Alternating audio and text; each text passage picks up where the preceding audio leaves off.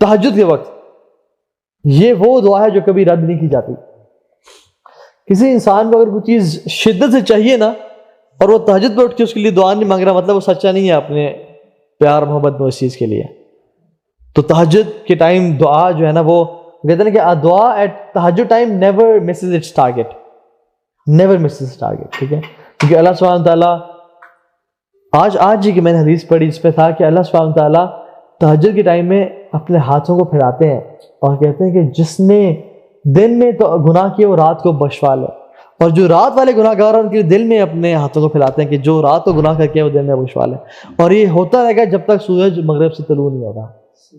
تو ہمارے پاس ٹائم ہی ٹائم ہے, جب تک یہ روح یہ سانس آ جا رہی ہے نا توبہ کے دروازے کھلے ہیں, لیکن جب غرغرہ تک پہنچے نا, جب روح یہاں پہنچی پھر کچھ نہیں ہوگا, پھر چانس ختم ہو جائے گا.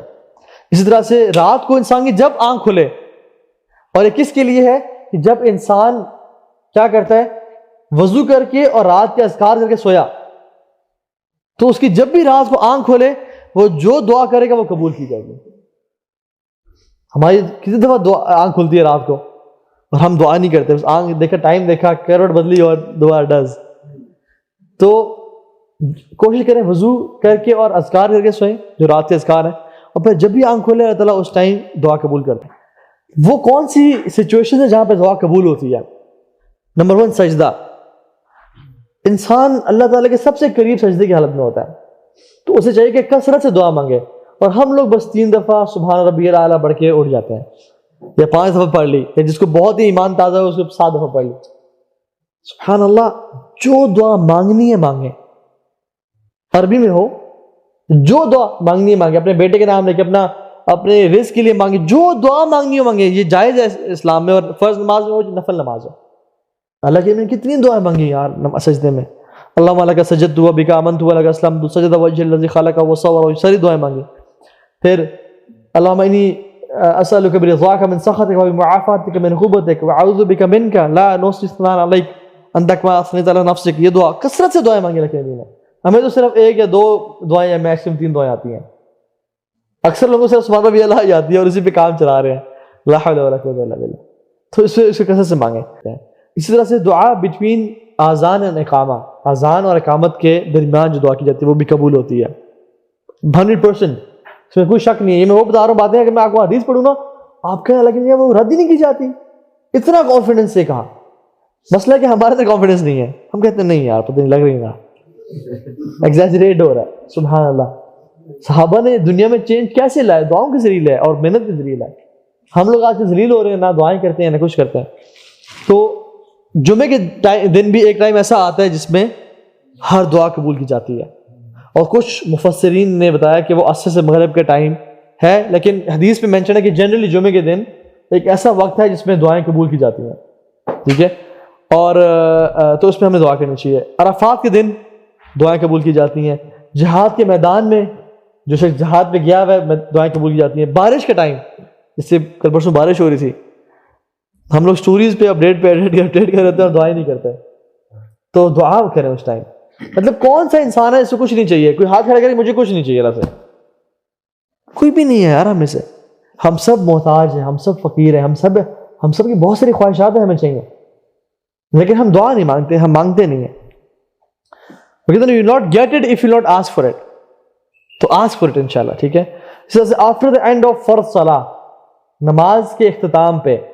اچھا, اس میں علماء کی 2 رائے ہیں, اور زیادہ جو اوتھینٹک رائے ہے وہ یہ ہے کہ نماز کے اختتام پہ سلام سے پہلے, سلام پھیرنے سے پہلے کا جو ٹائم ہے نا, جس میں آپ نے التحیات للہ اور درود پڑھ لیا اور پوری نماز اپنے اللہ تعالیٰ کے لیے پڑھی, اور التحیات کیا اللہ کی حمد و ثنا ہے, اور درود کیا اللہ کی درود ہے, آپ نے حمد بھی کر لی, درود بھی پڑھ لیا. اب دس از دا ٹائم کہ اللہ تعالیٰ آپ سے راضی ہیں اور دعا قبول کرنے کے اس میں, کیونکہ آپ نے اللہ تعالیٰ کے سامنے سجدے کیے, اللہ کی حمد و ثنا ساری نماز میں بیان کی.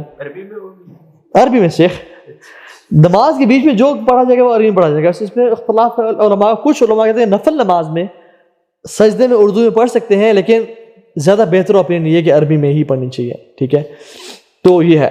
عربی میں دعائیں آسان ہے, انسان سیکھ لے, ترجمہ سیکھ لے, اور بہت جامع دعائیں بھی ہیں. ٹھیک ہے, اللہم انی اسألک من فضلک, یہ دعا بندہ کر لے. اللہم انی اسألک العافیہ, یہ دعا کر لے. اللہم انی اسألک الہدی والتقی والعفاف والغنی, یہ 4 چیزیں مانگ لے. ہدایت, تقوی، عفافہ مطلب عافیت، اور غنا، کتنی جامع دعا ہے. تو مانگیں انشاءاللہ. اور دوسری جو اس پہ اوپینین ہے وہ یہ کہ نماز کے بعد جب انسان سلام پھیر لیتا ہے اور جو نماز کے بعد کے مصنون اذکار ہیں وہ کر لیتا ہے، اب اس کو چاہیے کہ دعا مانگے اپنی. ٹھیک ہے، لیکن نماز کے بعد جو سارے کٹھے مل کے ہاتھوں کا اٹھانا اور کٹھے مل کے اجتماعی دعا مانگنا، یہ کبھی کبھی تو لیکن ثابت ہے، لیکن ہر نماز کے بعد اس کو معمول بنانا یہ ثابت نہیں ہے. ٹھیک ہے، تو انسان کو اپنی ہی دعا مانگنی چاہیے، لیکن لوگوں نے اپنی دعا بھی مانگنا چھوڑ دی. انفارچونیٹلی مانگنی چاہیے دعا. ٹھیک ہے، کسی کے پیچھے دعا مانگنا، اس کی کمر کے پیچھے، مطلب اس کی ایبسنس میں. حدیث بات ہے کہ تم اپنے بھائی کے لیے اس کے پیچھے دعا مانگو گے تو جو دعا تم اس کے لیے مانگ رہے ہو فرشتہ تمہارے لیے دعا مانگ رہا ہے. تو اگر میں کہتا ہوں یا اللہ میرے بھائی کو رزق دے، اس کو عزت دے، اس کو نیک بنا، تو میرے تو بڑے گناہ ہیں، شاید میری دعا قبول نہ ہو، لیکن فرشتے تو اللہ کی نورانی مخلوق ہے، ان کے تو کوئی گناہ نہیں ہے، ان کی دعا شاید میرے لیے قبول ہو جائے. تو اس لیے کسی کے پیچھے دعا مانگیں. زمزم پیتے وقت الماء زمزم لمن لم شرب لها، کہ زمزم اسی کے لیے جس کے لیے پیا جائے. فار ایگزامپل مطلب کیا حدیث کا کہ جب زمزم پیے تو جو دعا مانگے اور وہ اللہ تعالیٰ قبول کرتے ہیں. عبداللہ بن عمر رضی اللہ تعالیٰ عنہ وہ زمزم پیتے تو کیا دعا مانگتے ہیں؟ اللہم انی اسألک علما نافعا ورزقا طیبا وشفاء من کل داء. یا اللہ مجھے رزق، علم نافع عطا کر، رزق عطا کر اور شفا عطا کر ہر حالت میں. تو یہ دعا بڑی جامع دعا مانگتے تھے وہ زمزم پیتے ہوئے. اسی طرح سے ملتزم پہ بھی دعائیں مانگی جاتی ہیں. دعا کی جو ایکسیپٹنس ہے نا وہ کس طرح سے ہوتی ہے؟ یا تو دعا قبول ہو جاتی ہے، یا تو دعا قبول ہو جاتی ہے، یا پھر دعا جو ہے آنے والی آفت کو ٹال دیتی ہے. ایک انسان دعا مانگ رہا ہے تو کہتا ہے یار میری دعا قبول ہی نہیں ہوتی. اس کو کیا پتا کہ اس پہ جو آفت آنے والی تھی، اس کا جو آج صبح ایکسیڈنٹ ہونا تھا اللہ نے اس سے بچا لیا، اس کی آج جو ٹانگ ٹوٹنی تھی اللہ نے اس کو بچا لیا اس دعا کے بدلے. اس کا آج جو بچہ گرنا تھا، اس کو خدا نہ خاصہ کوئی چوٹ لگنی تھی، اللہ نے اس کو بچا لیا اس دعا کے بدلے. لیکن انسان بڑا خلق الانسان عجولا، بڑا جلد باز پیدا کیا گیا. تو اللہ تعالیٰ یا دعا قبول کر لیتے ہیں یا پھر اس کی وجہ سے آنے والی آفت کو ٹال دیتے ہیں. اگر وہ بھی نہ ہو تو کیا کرتے ہیں؟ قیامت کے دن بہترین بڑے بڑے اجر اور ریوارڈز دیتے ہیں. قیامت کے دن کچھ لوگ آئیں گے اور اللہ تعالیٰ ان کو ان کے اجر دے دیں گے اور کہیں گے کہ جو پہاڑوں جتنے بڑے اجر ہیں نا یہ بھی تمہارے ہیں. یا اللہ ایک ایک نیکی کو بندہ ترس رہا ہوگا جس دن، یا اللہ اتنا بڑا ریوارڈ میں نے تو لے لیا. انہوں نے کہا میرے بندے جو تیری دعائیں قبول نہیں ہوئی تھیں دنیا میں یہ ان کا اجر ہے. تو وہ وش کرے کاش یا اللہ میری کوئی بھی دعا قبول نہ ہوتی دنیا میں اور مجھے آج سب کچھ مل جاتا. تو دعا کبھی ضائع نہیں ہوتی، یا مل جائے گی دعا یا قبول ہو جائے گی، ٹھیک ہے، یا کیا ہوگی بلا ٹال دے گی یا آخرت میں اس کا اجر مل جائے گا. ٹھیک ہے.